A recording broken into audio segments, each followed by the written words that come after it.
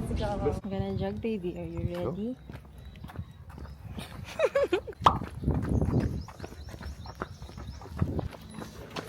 Marathon na tayo. Tignan natin kung gano'ng ka-stable ang DJI sa angle na to.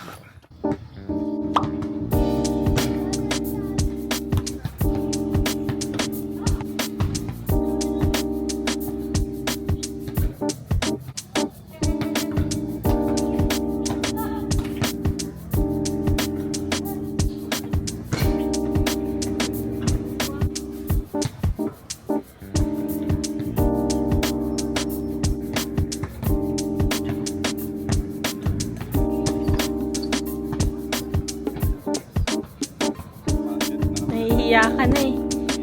Nahihiya ka. Kami guys, na nag-workout. It's Sunday today. Ito ang outfit ko. So guys, na nagpapamotivate sa akin talaga mag-workout ay outfits. And sobrang dami kong naging collabs mga previous na years na hindi ko sila nagagamit. So ngayon, I'm so excited dahil tatry namin mag-workout. Ito ang aking OOTD.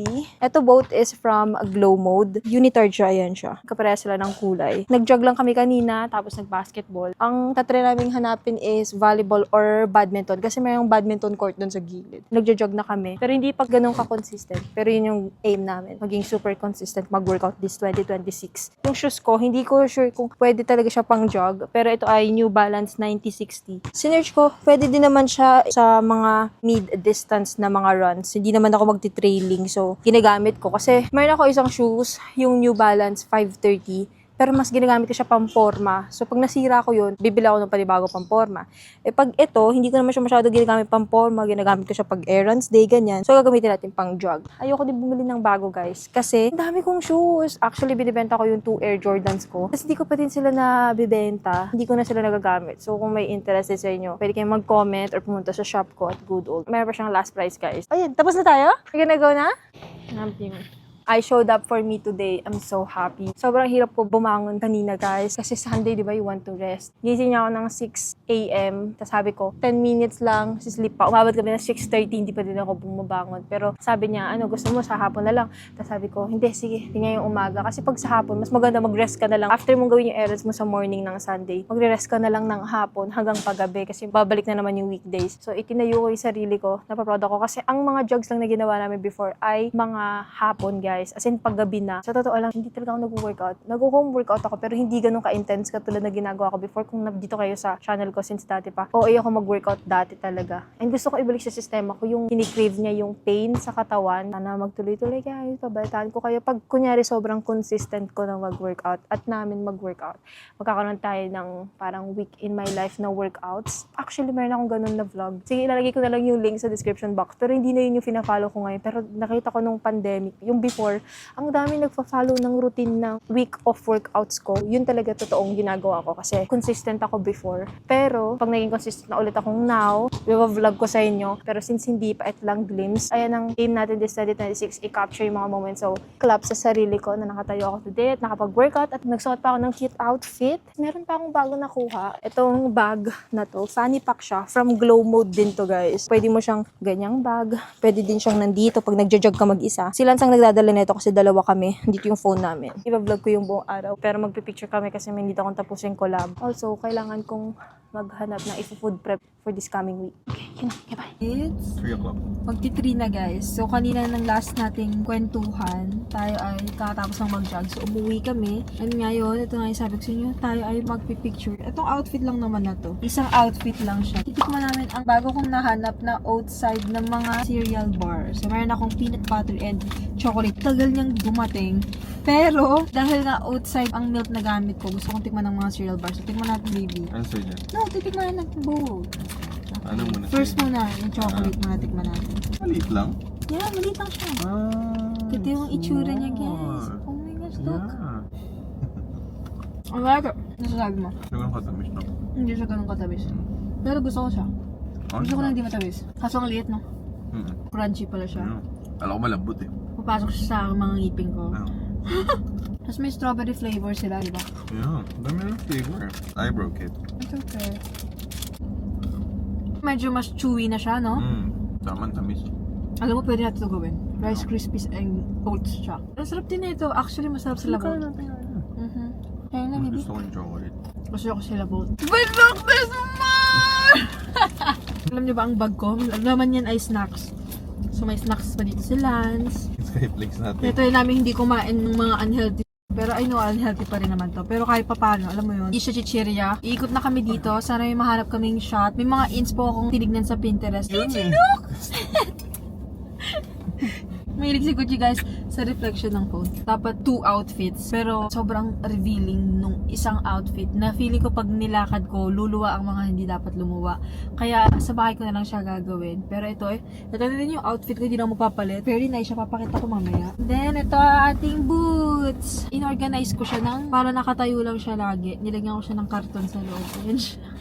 Kasi nakita ko meron sa Shopee, pero sabi ko, ba't pwede naman siyang gawin? So, karton ang ginamit ko. Ayan. Nakapag-picture na kami. I think nakuha na namin yung shot. Hirap nung ibang mga inspo, pero nairaos naman na. Nang okay din ako dito sa high boots na to. Hindi ko alam bakit. Cute niya. Parang OA lang talaga siya. But anyway, ito ang aking outfit. Ayan siya. Backless siya, guys. Ang ganda ng dress na to. Ito na yung susuotin ko today. Usually, nagpapalit ako ng mas comfy, pero parang nakakagalaw naman ako sa kanya. Tapos, nag-extra cyclings pa ako sa loob. Kasi yung cyclings na meron sa kanya is maikli. Magpapalit lang tayo ng flats. Very nice. What do we think? Baby, gusto mo mag-OOTD tayo?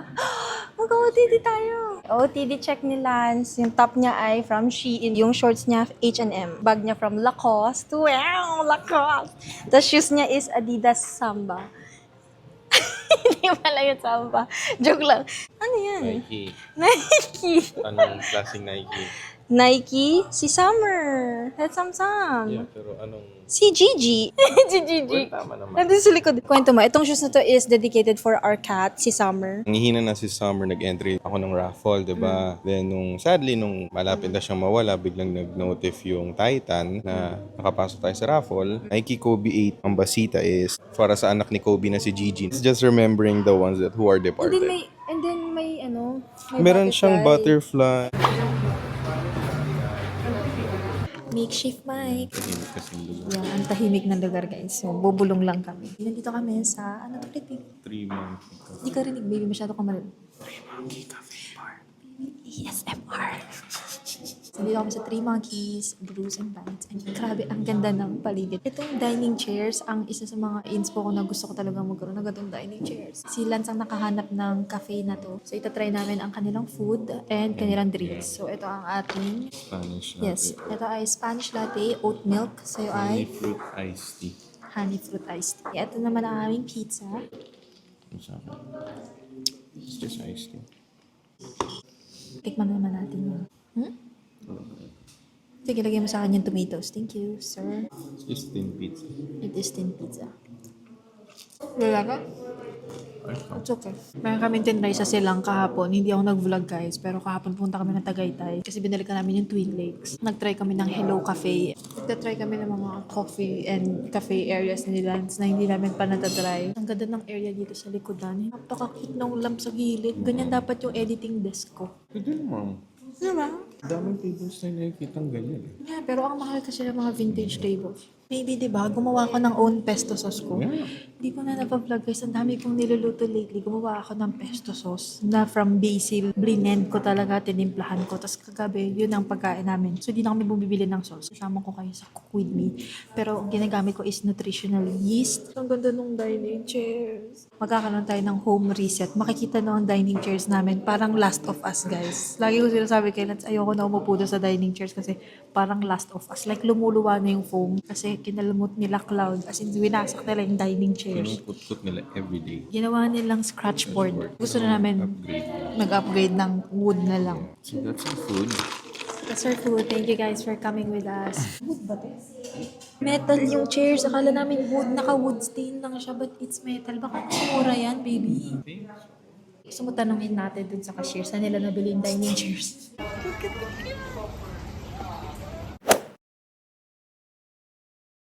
Magluluto tayo. Actually guys, today is Monday. Ididikit ko to sa Sunday na vlog kasi tuwing Sunday ko talaga planned talagang gumawa ng mga meal prep. Kaso nga lang, yung weekend namin last week is Saturday and Sunday kami umalis. May mga ginawa kaming mga errands. Napaproud ako sa sarili ko guys kasi nag-start yung year ko ng strong na nakapag-meal prep ako ng maayos. Kinakabahan din ako maggawa ng food na hindi ko pa gamay tas i-vlog ko. Pero gagawin ko to guys para kasama ko kayo at mababalikan ko ito. Pero gagawa tayo ng carrot balls. Ilalagay ko yung recipe sa description box and yung nakita kong Instagram reel. Ito lang naman ang ricados niya. So, carrots. Ito din guys ay no meat. So, gusto kong i-share sa inyo kasi ang dami talagang options. Ilagyan niya ng green stuff. Ginawa ko na lang parsley. Option lang ang potato marbles para mas madami yung pwede kong magawa. Kaya ako nagkuha nito. Ito ang lagayan. Mga bago ko itong biniling organizer. Ginagamit na namin siya for meal prep. So, gumagawa kami ng lumpia. Kailangan din neto ng flour. Lalagay ko guys yung links ng mga kitchen items. Pero ito nabili ko to sa Lazada. Meron siyang 3 na sizes. Ito yung pinakamalaki. Ganda nito kasi meron ganito siya. Gamit na gamit namin to. Na dami namin ginagawang mixture. Gumawa ako last time ng tofu shawarma. Cutter na gagamitin natin. Vegetable cutter para mas lumiit. Tapos after ko nun, igaganto natin siya. Ito din yung ginamit namin para doon sa lumpiang Shanghai. Talagang pinong-pino siya. Mas mapapabilis niya ang mga process na mga bagay-bagay. Nakagawa na rin ako ng coffee.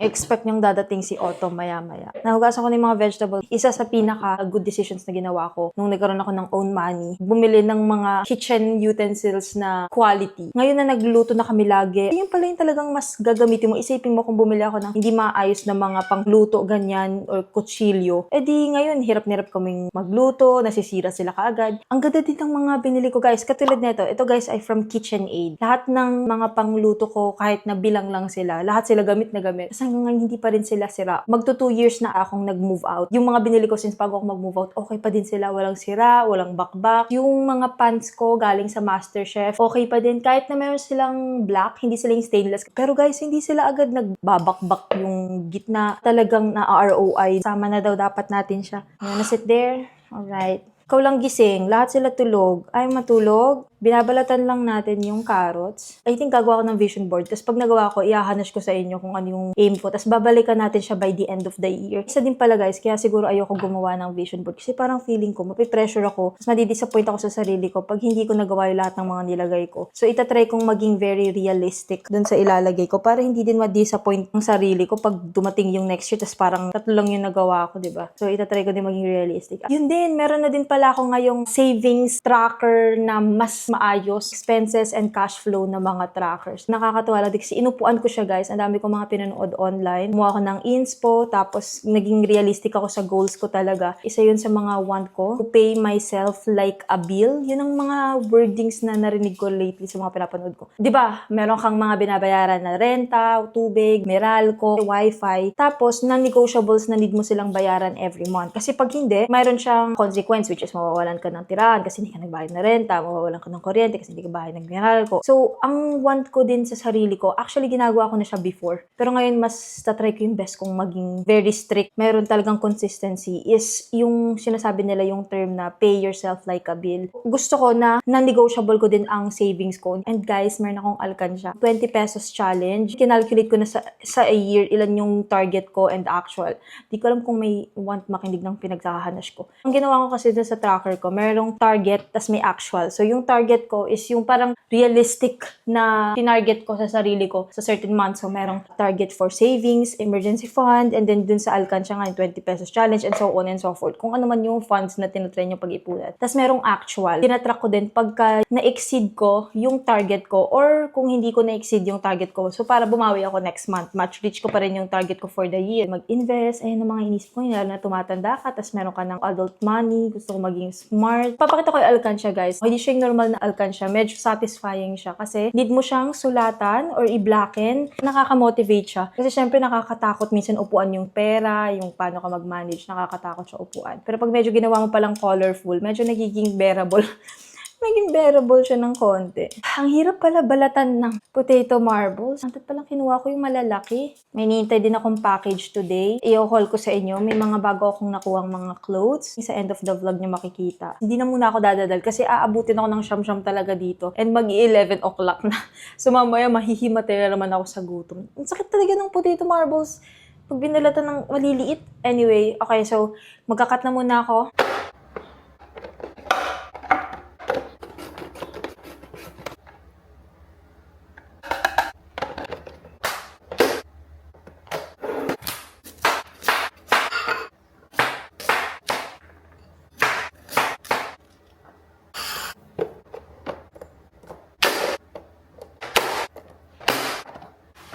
Nag-trial and error ako. Kasi hindi pala masyadong pinong-pino yung shred niya. Mahihirapan ako pag gagawin kong balls. Ang ginawa ko is, yung cubes na lang, igaganto natin siya para talagang mashed na mashed. So, uunahin ko muna yung mga carrots. Ang bilis lang niyang gawin. Iisipin mo, kunyari, ikakat ko to ng mano-mano. Ang tagal nito, tas ang sakit at ang tigas pa ng carrots, diba? So, kailangan mo ng effort. Maglalagay lang tayo ng kaya niya, guys. Kasi hindi iikot to pag masyadong punong-puno or masyadong masikip. Oh, see? Dito yung example ng shrined ko. Malaki pa siya, guys. Ito yung mas maganda. Tinatapos na natin yung carrots. Itong potatoes, isa-slice natin siya. Hindi ko na siya ikakat ng maliliit pa. Diretso na siya dito sa ating cutter.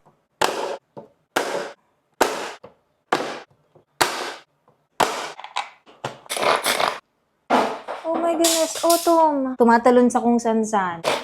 Girly, okay lang. Kami lang kakain na ito, guys. Huwag kayong mabother. Nandiyan ang Autumn. Ako nagpapaligo dyan. At napakalinis ng mga pusa. Ang dami kong nagawa. Ang dami na ito, guys. Hindi ko na-expect na ganito kadami. Nandun na sa tuktok si Autumn. Next natin is ang parsley. Hindi ko sure kung parsley talaga ang ginamit. Rinse muna natin.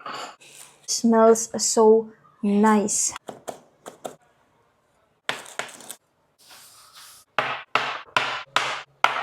Itong mga cups na meron ako is from KitchenAid din. Pero ang kinuha ko lang now na i-measure natin is 1 cup. Meron akong nutritional yeast. Gusto nyong itry na ayaw nyong kumain ng cheese. Yun na talaga yung isa sa New Year's resolution ko, guys. Hindi kumain ng cheese. Kailangan kong gumawa ng mixture na parang ma-achieve yung texture or yung parang labnaw. Ano ba tawag dun? Creaminess. So anyway, ito ang mga napanood ko na ginagamit nila. So nabili ko lang dito sa Lazada. Nung pinanood ko yung reel, nakita ko may gantong texture siyang nilagay. So I assume na nutritional yeast yun. And kaya may ganito ko kasi ginagawa ko na nga siya. Nilalagay ko to sa garlic sauce, sa pesto sauce, sa tofu shawarma, Italian seasoning, salt, onion powder, chili flakes, at black pepper. Yung flour, 1 cup. Titingnan ko pa mamaya kung kailangan pang dagdagan. Pero for now, ayan na muna. Gusto ko na ma-achieve ay mabibilog natin siya. Yung hindi siya mababasag. Sige, okay lang kahit mas sobra. No measurement para sa mga to. Kakalkula lang natin. Chili flakes, bango ng nutritional yeast, onion powder. Naching ako. Italian seasoning. Favorite din to nila, guys. Italian seasoning kung saan niya to nilalagay. Salt.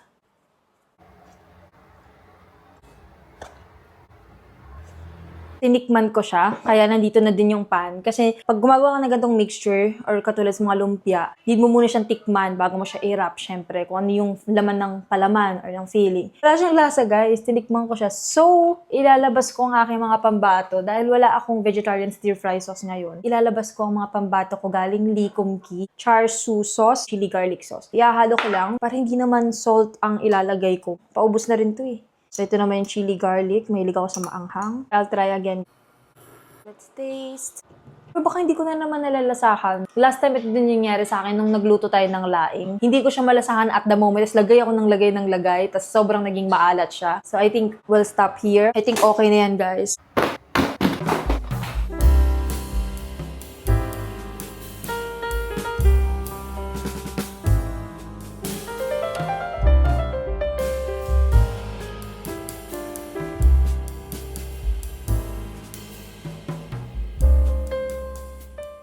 Naipak na natin. Nalagay ko na siya sa ref. Lulutuin na natin ang for lunch ko. Matitest talaga natin kung talagang okay yung ginawa ko. Ifa-fry natin siya. Ganyan ng madaming oil. Sana maging okay siya. So, hintay lang natin itong maging sobrang init. Parang I think I did good, guys. Kasi look, buo pa din siya, oh. May mga na-burn ako. But that's fine. Dapat medyo ni-low heat ko pala kanina. Kasi daldal ako ng daldal. May mga konting naghiwalay-hiwalay, pero I am happy na bilog siya. Yun talaga yung point ko, gawing bilog. babalikan ko kayo, I need to tidy up. Medyo nagiging irritable ako kasi ang gulo ng paligid. Hindi na mainit yung food ko, naglinis ako. Nakakaloka, hindi kaya na sarili ko na iwanan medyo magulo yung paligid. So, naghugas na ako, okay na lahat. Hindi ko mapakita yung dining area kasi ang lala, makikita nyo sa home reset, home update na vlog. Pero ang lala ng ginawa nila, cloud talaga. Sira-sira talaga yung dining chairs, ginawa nilang scratch board. But anyway, hindi ko muna ipapakita now. Lalagyan natin siya ng sauce. Tinan nyo, in-inhale ko ang sweet chili sauce. Tayo ito na sausawan. So, titikman natin ang aking gawa. Oh my gosh, guys. Parang siya nagme-melt sa mouth. Tapos, ang ganda ng pagka-shred ko nung... Actually, kahit wala siyang sauce, okay lang eh. Pero as someone na mahilig talaga sa sauce, magsusauce tayo. Papatikim ko to kay Lance mamaya pag uwi niya. I did so good. Oh my goodness. Try niyo yung recipe. Again, ilalagay ko yung IG reel na pinanood ko. Paubos ko na. Kakain ako guys. Pabalikan ko kayo. I think yung pagbalik ko sa inyo is mag-o-haul na tayo. May mga iniintay talaga akong damit and excited akong ipakita sa inyo. I-answer ko siya sa vlog na to. Thank you sa pagsama sa akin magluto. Lagi tayo nagluluto guys. Kung gusto nyo na kung every vlog merong cook with me, mini episode ng vlogs ko this year para din mas ma-motivate ako mag-try ng food and makita nyo yung mga kinakain ko na no meat. Ayun lang. Okay. Yun lang. Okay, bye! Ito yung sinasabi ko sa inyo kahapon na iniintay kong package and dumating siya actually kahapon pagkatas nating magluto. I am so excited na ipakita sa inyo dahil iniintay ko talaga to. Ito ay mga bago kong pieces na nakuha at pinadala ito. So thank you so much Shein for collaborating with me and for sponsoring this video. Nilalagay ko lahat ng links sa description box kasama ang search code ko at coupon code ko kung sakaling gusto niyo mag-avail. I think magugustuhan niyo to guys. Kung same tayo nagtatry ng mga pieces, kinyo-curate ko ang wardrobe ko as of the moment, yung closet ko. And magkakaroon tayo guys ng small closet makeover. Hindi ko pa napapakita sa inyo yung closet. Parang itong area pa lang na to yung napapakita ko sa inyo. And as you can see, may mga iba na sa background. Wala na ang ating Christmas tree. Andito ko nilagay yung fake plant. Right now, okay siya. And then, iba na yung vintage na mirror na gamit natin. Yung mas malaki na. Unahin natin sa mga tops. Itong unang piece na ipapakita ko ay 4-piece set na top. Ito ay mga tank tops. Bagay siya sa shorts, sa mga trousers. Tapos kunyari gusto mo mag-blazer. Set siya ng 4. Tapos may iba't ibang mga color combination sila doon. So, ito yung combination na kinuha ko. Meron akong white, black, brown, at itong beige. Ito yung beige. Ang ganda ng fit niya, guys. Nakakagalaw pa din ako ang gaan ng tela niya. Tapos may pagka-rib yung kanyang itsura. Ito syempre ang black. Pwede nating i-pair sa kahit na saan. Kahit sa jeans, maganda siyang forma. So, makikita niyo yung kanyang fabric. Stretchable din siya, guys. Ito yung color brown. Next naman ay ito. Medyo nahihilig ako sa mga flowy na mga tops. Iniisip ko na i-pair siya sa mga denim na pants. Hindi na kasi ako masyado nagpa-pants, guys. So, gusto ko gamitin yung mga pants na meron ako. Pwede din siya sa silk or satin na mga skirts. Next naman, actually guys, may brown na version ako neto. Square neck kasi siya, na long sleeve. Ang ganda neto guys, ang ganda din ng fabric niya. Sobrang comfortable neto. Tapos kahit saan pwede siyang i-pair. Meron ako nung brown na gamit ko. Kumuha ako ng black na version. Ito naman, naghanap ako ng panloob na sakto lang yung tela niya. Ayoko na kasi guys ng mga tube top. Kaya siguro hindi ko nire-reach out or kinukuha yung mga tube top kasi very high maintenance. Nataas ko lagi ako nag-a-adjust. So naghanap ako ng option ko na manipis pa din yung tela niya sa harap pero meron na siyang strap. So hindi na ako masyadong lagi nag-check, nag-aalala or nagre-readjust. Kumuha ako guys ng color black. Ito guys, wala siyang paddings.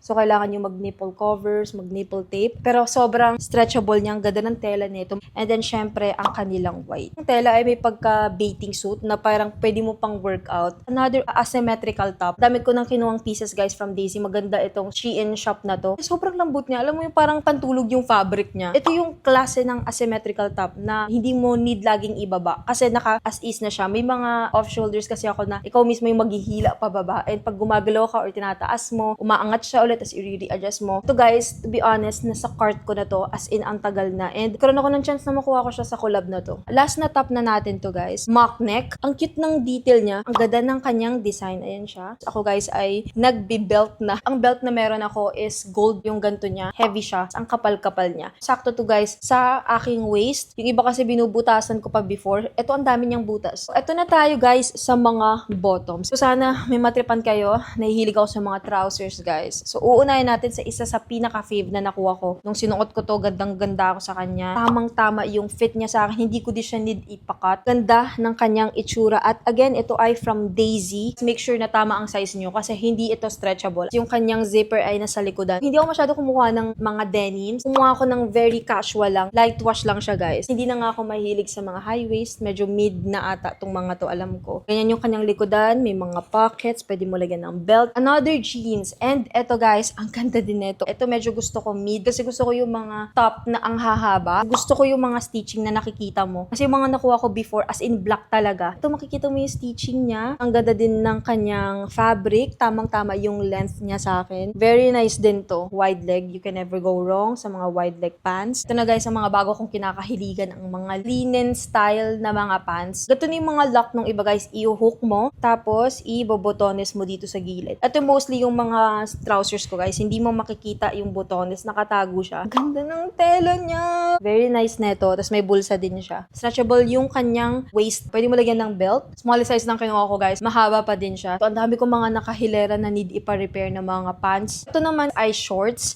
Hindi ko napakita sa mga nakaraang vlog, pero meron ako nakuhang black na shorts. Tinry ko naman na white or beige or dirty white naman na shorts. Gusto kong itry ngayon mga trousers na shorts. Ang cute din ng skirt na to. Parang pwede siyang beach skirt. Hindi ko lang gusto guys is yung naglalagay ng tali pero hindi mo ma-adjust. As in, style lang siya na may tali pero hindi siya natsisikipan, naluluwagan. Ito guys ay faux fur. Sobrang OA niya guys. Ang ganda ng design niya though. Tapos may bulsa din siya. May minamanifest akong something. So gusto ko tong i-keep sa aking closet. Alam kong hindi malamig sa Pinas. Sinasabi ko nga guys, may minamanifest ako and naniniwala ako sa power of manifestation. So gusto ko siyang i-keep. Suotin na natin to hanggang end of the vlog. Okay, sana nag-enjoy kayo sa vlog na to. Again, thank you so much Shein for collaborating with me and for sponsoring this video. Lalagay ko lahat ng links, search code, and coupon code ko sa description box so you can check it out. Pwede nyo ako i-follow sa Instagram at Emma Ara. Meron din akong pre-love store at good old tas 3 underscore. And si Gucci the Bully. Yun lang naman ang vlog na to. Thank you guys so much for watching. Don't forget to drink lots of water, drink your vitamins, stay safe, and see you guys on my next vlog. Bye guys!